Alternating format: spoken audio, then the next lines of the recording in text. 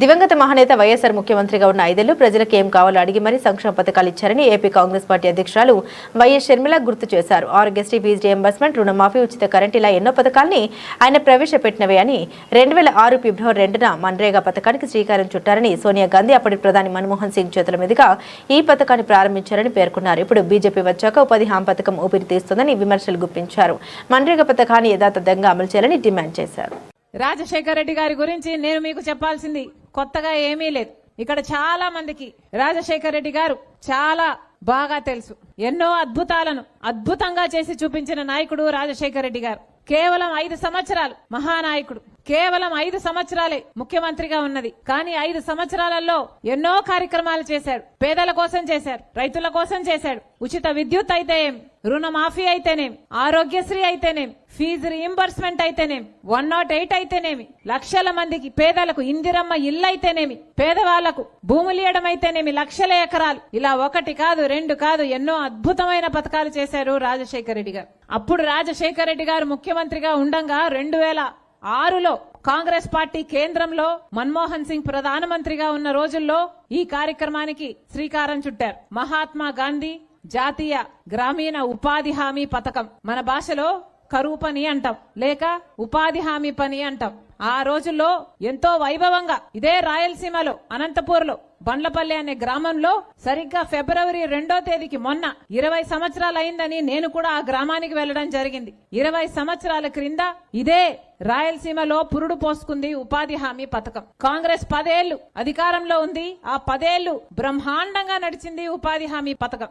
ఆ రోజుల్లో రాజశేఖర రెడ్డి గారు ముఖ్యమంత్రిగా ఉన్నప్పుడు ఆంధ్ర రాష్ట్రంలో ఇదొక పైలట్ ప్రాజెక్ట్ గా తీసుకున్నారు. ఆ రోజుల్లో మహిళలందరూ వచ్చి రాజశేఖర రెడ్డి గారి దగ్గరికి వచ్చి, అయ్యా మాకు మగవారితో సమానంగా వేతనాలు ఇవ్వండి, మేము చేసే కష్టం తక్కువైనా కూడా మా చేతనైనంత చేస్తున్నాం, మాకు బిడ్డలున్నారు, మేము ఇల్లు నడుపుకోవాలి అంటే రాజశేఖర రెడ్డి గారు వెంటనే ఒప్పుకొని ఆడవాళ్లకు కూడా సమానంగా మగవారితో సమానంగా వేతనాలు ఇప్పించారు ఆ రోజుల్లో ఉపాధి హామీ పథకంలో. అలాగే మాకు మధ్యవర్తులొద్దు, కమిషన్ కట్టింగ్లు అవుతున్నాయి, మాకు నేరుగా డబ్బులు వచ్చేటట్టు చూడండి అంటే ఒకేసారి 60 లక్షల అకౌంట్లు ఓపెన్ చేసిన ఘనత రాజశేఖర రెడ్డి గారు.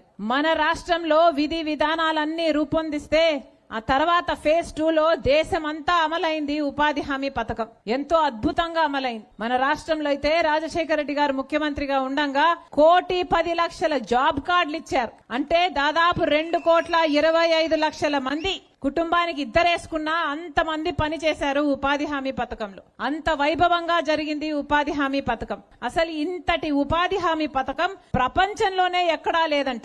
కోట్ల మంది ప్రజలు ఒక ఉపాధి హామీ పథకంలో ఇంతమందికి ఉపాధి కల్పించడం అన్నది ప్రపంచంలోనే ఎక్కడా లేదు. ఇది అతి పెద్ద ఉపాధి పథకం కాబట్టి ప్రపంచంలో ఎన్నో దేశ విదేశాల దగ్గర నుంచి వచ్చి కూడా, ఇక్కడ యూనివర్సిటీల నుంచి వచ్చి కూడా రీసెర్చ్ పేపర్లు తయారు చేసి మరీ వెళ్లారు ఉపాధి హామీ పథకం మీద. అంత గొప్ప పథకం మహాత్మా గాంధీ జాతీయ గ్రామీణ ఉపాధి హామీ పథకం. ఎంతో మందికి ఆసరానిచ్చింది. ఎంతో మంది మహిళలు సైతం పని చేసుకోగలిగారు, వాళ్ళ బిడ్డలు కొంచెం పెట్టుకోగలిగారు, చదివించుకోగలిగారు. అంత గొప్ప పథకాన్ని ఇప్పుడు బీజేపీ పార్టీ నాశనం చేయాలని చూస్తుంది. బీజేపీ పార్టీ ఈ మహాత్మా గాంధీ ఉపాధి హామీ పథకాన్ని తీసివేసి బీజేపీ పార్టీకి సంబంధించి విబి గ్రామ్ అని కొత్త చట్టాన్ని తేబోతుంది. మొట్టమొదటిగా మహాత్మా గాంధీ పేరును తొలగించేశారు. మహాత్మా గాంధీని చంపింది ఎవరు? ఆర్ఎస్ఎస్ సభ్యుడు గాడ్సే. ఆర్ఎస్ఎస్ సభ్యుడు గాడ్సే మహాత్మా గాంధీని చంపేస్తే మన మోడీ గారు మహాత్మా గాంధీ పేరు పెట్టుకున్న ఈ జాతీయ ఉపాధి హామీ పథకాన్ని చంపడానికి పూనుకున్నారు. ఇద్దరికి పెద్ద తేడా లేదు. గాడ్సే మహాత్మా గాంధీని చంపారు, మోడీ మహాత్మా గాంధీ సిద్ధాంతాలని చంపుతున్నాడు. ఇద్దరికి ఏమైనా తేడా ఉందా? అసలు కాంగ్రెస్ పార్టీ ప్రవేశపెట్టిన ఉపాధి హామీ పథకానికి ఇప్పుడు బీజేపీ పార్టీ తెస్తున్న కొత్త ఉపాధి హామీ పథకానికి నక్కకు నాగలోకానికి ఉన్నంత తేడా ఉంది. ఇంతకు ముందు ఉపాధి హామీ పథకము అంటే ఎలా ఉండేది? మన గ్రామాలలో గ్రామ సభలు పెట్టి గ్రామ పంచాయతీల్లో ఆ గ్రామానికి ఏం పనులు కావాలి అని నిర్ణయించుకునేవారు. మనకు రోడ్లు కావాలనా, బాయి కావాలనా, లేక చేన్లో పని చేయాలనా, లేక పూడికలు తీయాలనా, ఏ పని కావాలి అన్నది గ్రామ సభలు పెట్టి గ్రామాల్లో నిర్ణయిస్తే ఉపాధి హామీ పని అన్నది దానికోసం వాడుకునేవారు. దానికోసం ఉపాధి కల్పించి దానికోసం వేతనాలు ఇచ్చేవారు. ఇప్పుడు బీజేపీ పార్టీ తెచ్చే కొత్త పథకమట, బీజేపీ పార్టీ చెప్తుందట, కేంద్రం చెప్తుందట ఎక్కడ ఏ పనులు చేయాలి అని. ఇక గ్రామంలో గ్రామ సభ్యులు నిర్ణయించరు. గ్రామం కోసం, గ్రామ అభివృద్ధి కోసం ఈ ఉపాధి హామీ పథకాన్ని వాడరట. అంటే పక్కన ఎక్కడో ఒక ప్రాజెక్టో లేక ఒక రోడ్డు పనో జరిగితే ఆ కాంట్రాక్టర్ కింద ఉపాధి హామీ పనిని అప్పచెప్తే వీళ్ళందరూ వెళ్లి దాని కింద పని చేయాలట. అంటే ఆఖరికి ఇది ఎలా అయిపోతుంది అంటే ఆ కాంట్రాక్టర్ కు లేబర్ సప్లై చేసే యంత్రాంగంగా గ్రామాలు మారిపోతాయి. ఇదేనా మనకు కావాల్సింది?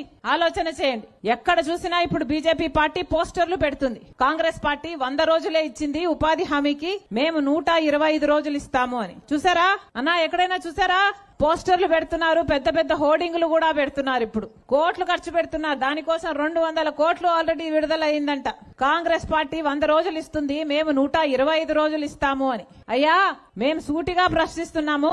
నిన్నటి సంవత్సరం 2025లో మన రాష్ట్రంలోనే చంద్రబాబు గారు ముఖ్యమంత్రిగా ఉండంగా ఉపాధి హామీ పథకం అన్నది ఎన్ని రోజులు జరిగిందో తెలుసా? కేవలం 52 రోజులు మాత్రమే సగటున వీళ్ళు పని ఇచ్చారు. అంటే కనీసం 100 రోజులు కూడా పని ఇవ్వలేదు. 100 రోజులు కూడా పని ఇవ్వని వీళ్ళు 125 రోజులు ఇస్తాము అంటే నమ్మడానికి మీరు గొల్లరా? మీరు వెర్రివాళ్ళ? ప్రజలు ఏమనుకుంటున్నారు? కేవలం 52 రోజులు మాత్రమే పని ఇచ్చిన వాళ్ళు 125 రోజులు పనిస్తాము అని నమ్మమంటున్నారే.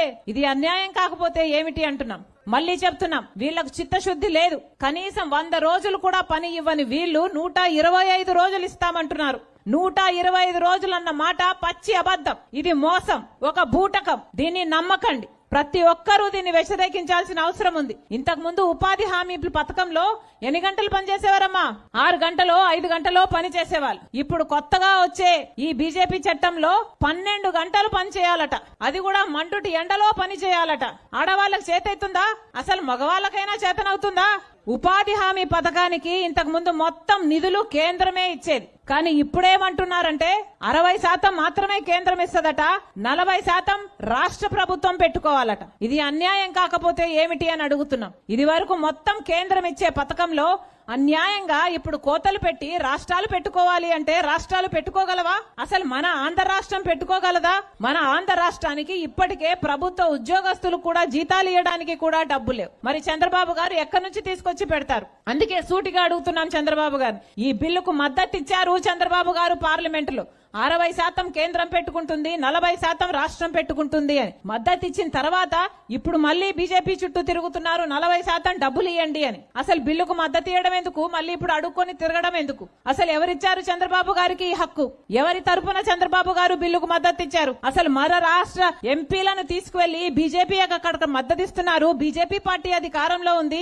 మరి మన రాష్ట్రానికి ఏం చేస్తుంది బీజేపీ పార్టీ? ఏం చేసింది బీజేపీ పార్టీ? ప్రత్యేక హోదా ఇచ్చిందా బీజేపీ పార్టీ? మనకు రాజధానికి నిధులు కావాలి అంటే అప్పులు ఇస్తున్నారే, కట్టారా మనకు రాజధాని? పోలవరం ప్రాజెక్టు ఎత్తు తగ్గించి దాని గ్రావిటీ బేస్డ్ ప్రాజెక్ట్ కాకుండా లిఫ్ట్ ఇరిగేషన్ ప్రాజెక్ట్ చేస్తున్నారే. ఇది అన్యాయం కాదా బీజేపీ చేస్తున్నది? ఇలాంటి ఎన్ని పథకాలు మనకు రాష్ట్రానికి రావాల్సిన ప్రతి మేలును అడ్డుకుంటుంది. ఈ రోజు మన బిడ్డలకు కూడా కనీసం ఉద్యోగాలు, డిగ్రీలు పీజీలు చదివిన బిడ్డలకు కూడా ఉద్యోగాలు రావట్లేదు అంటే ఈ పాపం ఎవరిది? మన రాష్ట్రం బాగుపడుంటే మన రాష్ట్రంలో కూడా ఒక హైదరాబాదో, ఒక బెంగళూరు, ఒక చెన్నైయో మన రాష్ట్రంలో కూడా ఒక రాజధాని ఉంటే ఎంత గొప్పగా ఉండు. కానీ మనకుందా? మన చేతిలో మాత్రం చిప్పబెట్టారు. కానీ మన ఎంపీలంతా మాత్రం బీజేపీకి మద్దతు ఇస్తున్నారు. ఇది అన్యాయం కాకపోతే ఏమిటి అని అడుగుతున్నాం. ఈ రోజు కనీసం ఉపాధి హామీ పనికి ఇచ్చే డబ్బుల్లో కూడా కోత పెడుతున్నారు అంటే వీళ్ళు దుర్మార్గులు కాకపోతే మరి బీజేపీ ఏమిటి? వాళ్లకు మద్దతు ఇస్తున్న చంద్రబాబు గారు ఏమిటి? పోనీ ఎవరైనా మాట్లాడుతున్నారా? కూటమి సర్కార్ ఎలాగో మాట్లాడదు, చంద్రబాబు గారు, పవన్ కళ్యాణ్ గారు ఎలాగో మాట్లాడరు. పోనీ జగన్మోహన్ రెడ్డి గారైనా మాట్లాడుతున్నారా? జగన్మోహన్ రెడ్డి గారు అధికారంలో ఉన్నంత కాలం బీజేపీకి మద్దతే ఇచ్చారు. ప్రతి బిల్లులో మద్దతు ఇచ్చారు. మొత్తం మన రాష్ట్రంలో ఎన్ని పెద్ద పార్టీలుంటే అందరూ ఈ రోజు బీజేపీకి బినామీలుగా మారారు, బీజేపీకి బానిసలుగా మారారు. అందుకే ఈ రోజు రాజశేఖర రెడ్డి బిడ్డ ఇక్కడ నిలబడి ప్రజల కోసం కొట్లాడడానికి మీ ముందు నించుంది. ఉపాధి హామీ పథకం అన్నది రాజశేఖర రెడ్డి గారు అంత వైభవంగా మొదలుపెట్టిన పథకమే. మరి ఇలాంటి పథకాన్ని నాశనం చేస్తుంటే కూడా జగన్మోహన్ రెడ్డి గారు మాట్లాడడం లేదు అంటే ఇక నాయకుడిగా ఎందుకున్నట్టు? ఒకసారి ఆలోచన చేసుకోండి.